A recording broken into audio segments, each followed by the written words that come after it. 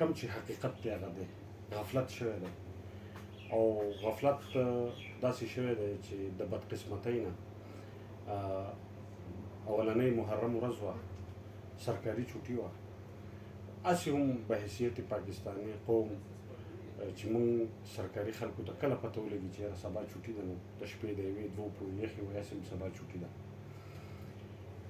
نو اولنۍ غلطي خو زه دا ووایم چې اریګیشن یا بیا پسې اډمنسټریشن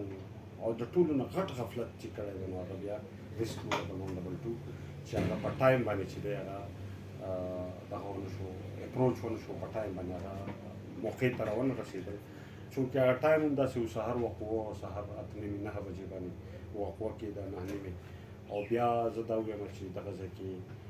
زمونږ د کمیونټي هم چې کوم ولاړو د هغو سره هم بیا داسې څه دغه نه وم چې یاره مطلب دا دی په ټایم باندې هغه ماشومان نو ډېره یو دردناکه او ته یقین وکړه شهاب صاحب الله ګواه دی چې ټل دې ټایم پورې یو خو موږ خپل نارمل حالاتو ته نه یو راغلي چې څومره بېسکوني او بېچیني ده موږ ته او د هغې سره سره